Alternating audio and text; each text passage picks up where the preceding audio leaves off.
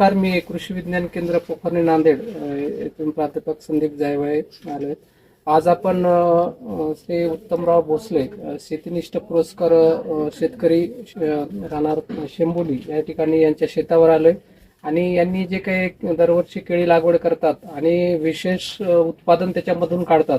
तर केळीमध्ये कोणकोणत्या प्रॅक्टिसेस जे शेतकऱ्याच्या एक वेगळ्या पद्धतीने शेती करतात, तर काय प्रॅक्टिसेस ते अडॉप्ट करतात हे आपल्याला या ठिकाणी आज जाणून घ्यायचंय.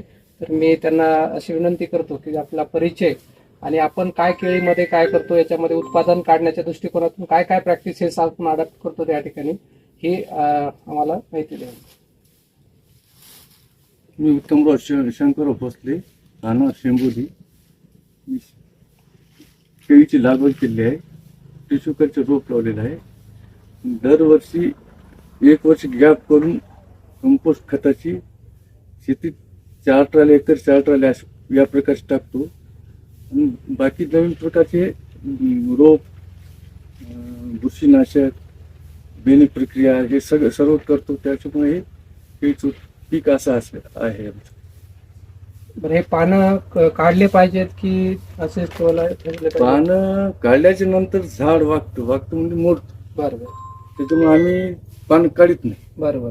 पहिल्या काळात काढत गेलं, झाड जास्त मोडण्याची संख्या जास्त होती. बरोबर. आता संख्या कमी झाली. बरं, हे पान असं ठेवल्यानंतर याचा परिणाम काही केळावर काही डाग वगैरे पडणं वगैरे नाही काही नाही. फवारणी गावात बुरशी वगैरे काही येते नाही, काय फरक पडत नाही. बरोबर.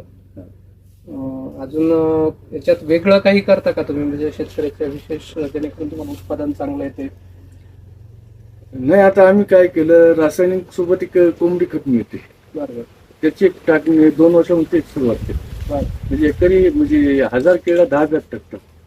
म्हणजे तुम्ही रासायनिक खतासोबत कंपोस्ट खत, सेंद्रिय खताचा सुद्धा वापर या ठिकाणी करतात, जेणेकरून तुमचं उत्पादन वाढतं. याच्यामध्ये जवळपास आता यावेळेस 25ची रास बसेल, म्हणजे अवरेज येईल. यावेळेस पण पोषण आहे, आजचं पोषण असं आहे. चालतंय. जास्तीत जास्त विद्रव खताचा वापर तुम्ही करतात, हे बकणं खत जे देतात जास्त देतो ट्रीटमेंट. बरोबर. वाढत.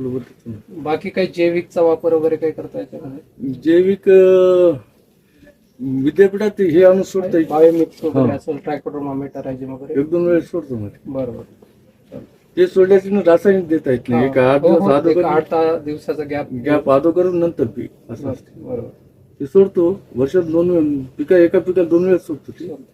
त्यामुळे काही फायदा होते का तुमचा? फायदा होणार. बरं. पुष्टीचा वगैरे कंट्रोल राहते. बरं. चालतं. धन्यवाद.